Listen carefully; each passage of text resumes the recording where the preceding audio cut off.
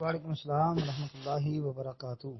محترم بھائی کا سوال ہے کہ گروپ میں کئی دفعہ یہ کہا جاتا ہے کہ ضعیف حدیث، اور ضعیف حدیث مطلب کس وجہ سے ضعیف ہوتی ہے؟ ایک، ضعیف حدیث تخریج کس نے کی ہے؟ دو، اور اگر ضعیف حدیث جو ہے وہ ہوں، صحیح حدیث نہ ہو تو پھر ضعیف پر عمل ہوگا، وغیرہ وغیرہ۔ محترم بھائی بات یہ ہے کہ اس مسئلے میں کافی ساری تحقیق جو ہے اور کافی سارا وقت چاہیے، جو کہ رمضان کی وجہ سے بالکل بھی بحث کرنے کا ٹائم نہیں ہے۔ صرف موٹی موٹی ایک دو باتیں یاد رکھیں۔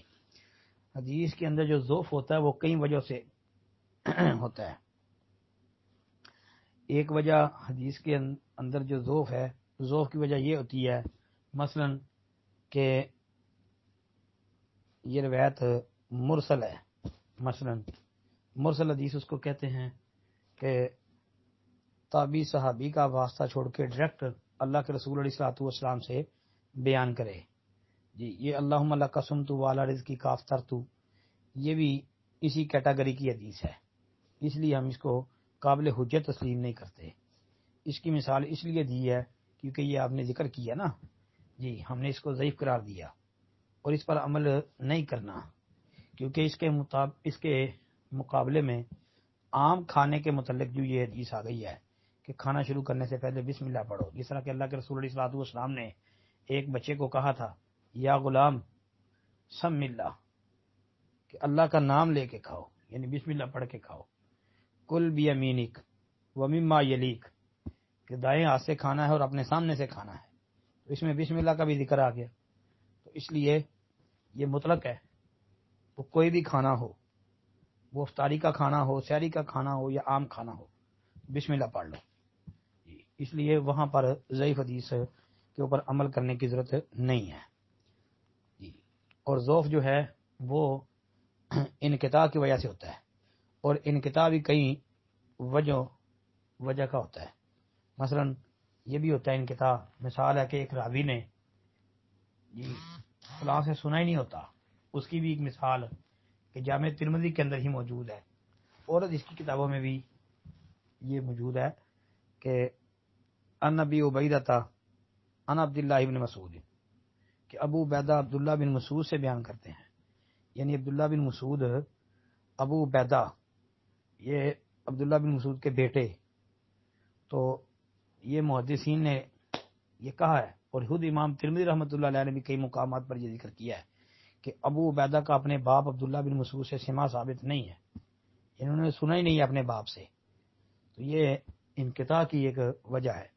اسی طرح کبھی سند کے اندر کذاب راوی ہوتے ہیں، جھوٹے راوی ہوتے ہیں، متروک قسم کے راوی ہوتے ہیں، ضعیف قسم کے راوی ہوتے ہیں، اور کبھی کبھی یہ ہوتا ہے کہ بظاہر سند صحیح ہوتی ہے لیکن متن کے اندر خرابی ہوتی ہے، اور بظاہر بعض اوقات متن بھی کام کا نہیں ہوتا، سند بھی کام کی نہیں ہوتی۔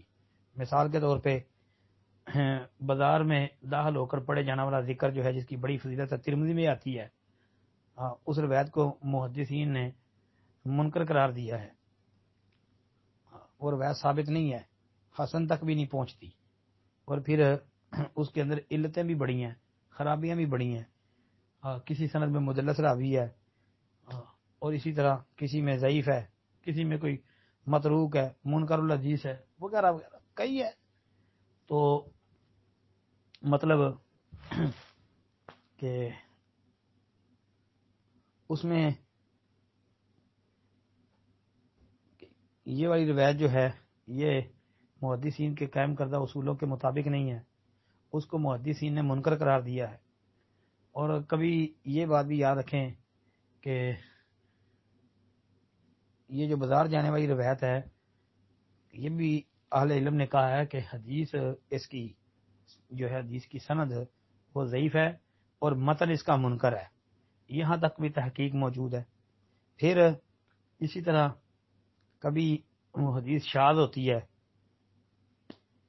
یعنی اس وجہ سے روایت قابل قبول نہیں ہوتی، اور اسی طرح مثلا کبھی کوئی حدیث ایک مسئلے کے بارے میں نہیں ہوتی، جیسا کہ آپ نے بات کی کہ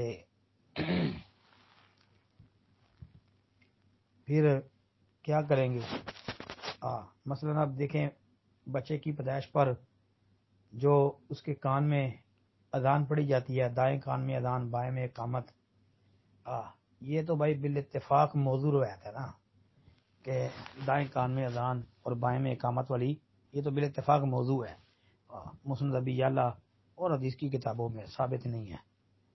اور جو روایت آتی ہے کہ صرف اذان والی جو ترمذی ابو داود میں ہے اور کتابوں میں بھی ہے، یہ روایت بھی ضعیف ہے۔